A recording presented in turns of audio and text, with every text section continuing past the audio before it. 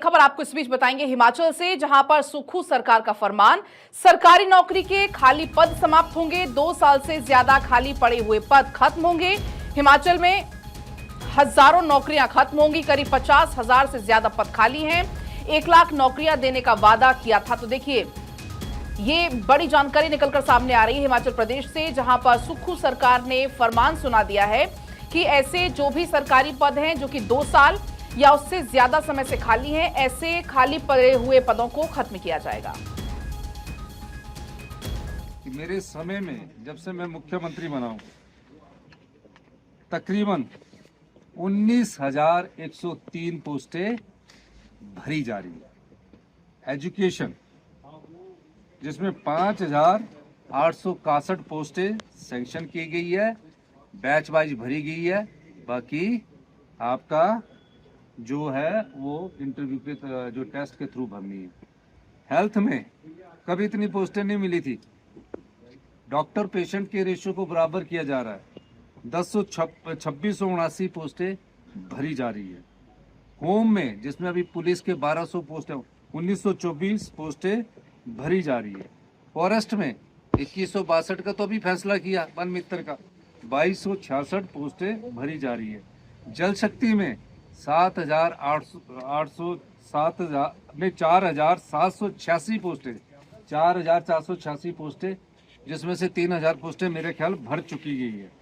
PWD में 363 पोस्टें भरी जा रही है। रेवेन्यू में पटवारियों की 956 पोस्टें मेरे समय में स्वीकृत की गई, जो कि 19,103 पोस्टें। तो सीएम सुक्खू को आप सुन रहे थे, तमाम आंकड़ों का वो जिक्र कर रहे थे कि कहां पर कौन कौन से कैसे पद हैं जो कि फिलहाल खाली हैं, और ये निर्णय लिया है कि 2 साल से ज्यादा जो खाली पद हैं उनको अब नष्ट किया जाएगा। और इसी बीच रॉबिन शर्मा हमारे संवाददाता हमारे साथ जुड़ गए हैं। रॉबिन, जिस तरीके से सुक्खू सरकार ने नया फरमान सुनाया है कि सरकारी नौकरी के जो खाली पद हैं उनको समाप्त अब कर दिया जाएगा। तो देखिए, बीते कल इसको लेकर एक अधिसूचना जारी की गई थी, जिसमें कहा गया कि 2 साल से ज्यादा जो रिक्त पद हैं उनको जो है समाप्त किया जाएगा। हालांकि अभी इसको लेकर जब मुख्यमंत्री ने क्लैरिफिकेशन दी, तो उन्होंने कहा कि ये जो पद हैं पिछले 20 साल से खाली चल रहे थे। पहले इसको लेकर जो पूर्व भाजपा सरकार में मुख्यमंत्री रहे थे प्रेम कुमार धूमल, उनके समय इसको लेकर भी एक अधिसूचना जारी की गई थी। तब से लेकर ये जो पूरे पद हैं ये आउटडेटेड है, जिसमें कुछ टाइपिस्ट के पद हैं, कुछ तमाम दूसरे पद हैं। इन पदों का जिक्र जो है वो हवाला जो है वो मुख्यमंत्री की ओर से दिया गया है कि अब जो ये पद हैं ये कंटिन्यूएशन में नहीं है, यानी कि ये आउटडेटेड पद हैं। तो ऐसे में इन पदों को खत्म किया गया है और उसके स्थान पर अब जो है नए पद जो है सृजित किए जाएंगे। और इसको लेकर एक अधिसूचना भी अब सामने आई है, जहां पर कहा गया है कि इन विभागों को, तमाम जितने भी विभागों हैं, यहाँ पर कहा गया है कि तुरंत प्रभाव से बजट से पहले ऐसे पद जिनकी आवश्यकता है उनकी सृजन के लेकर सूचना जो है वो विभाग को भेज दी जाए। और मुख्यमंत्री ने अभी कहा है कि ये एक प्रोसीजर का हिस्सा है। बजट से पहले इस तरह की जो है तमाम समय पर जो है अधिसूचना जारी की जाती है, जिन पदों को खत्म किया जाना है और जिन पदों को नया सिरे से जो है प्रदेश के अंदर भरा जाना है। मुख्यमंत्री ने एक बात और भी कही है कि खासतौर पर जो ये पद हैं, इस पद के लिए एलोकेशन बजट का होता था, लेकिन यहाँ पर ये पद चूंकि नहीं भरे जा रहे थे, लंबे समय से खाली थे, तो ऐसे में इस जो बजट है पूरी तरीके से ये विभाग अपनी तरह से खर्च करते थे, जिसको अब इस तरीके से नहीं किया जाएगा। और आने वाले दिनों में जो पद हैं वो नए सिरे से प्रदेश के अंदर सृजित किए जाएंगे और उनको भरने की जो बात है। लेकिन रॉबिन, इस निर्णय को हिमाचल के युवा कैसे देख रहे हैं? क्योंकि कहीं ना कहीं जो युवा हैं वो नौकरी की अपेक्षा करते हैं, लेकिन जब यहाँ पद खत्म होंगे तो एक झटका है क्या उनके लिए?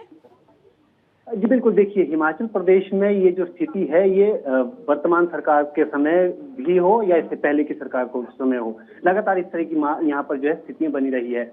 अगर हम अभी तक की बात करें तो अधिसूचना भले ही यहाँ पर जैसे मुख्यमंत्री ने अपने वक्तव्य में भी कहा कि 19,000 पद जो हैं वो भरे जा रहे हैं। हालांकि ये जो 19,000 पद की बात है ये अभी सिर्फ कैबिनेट से जो है अप्रूव हुए हैं। एक भी अभी इनमें से किन्हीं पदों को जो भरने की जो अधिसूचना है खास तौर पे जब एग्जाम के जरिए, वो अभी तक नहीं हुई है। तो उसको लेकर ही पहले से ही जो यहाँ का युवा है उसमें भारी निराशा है।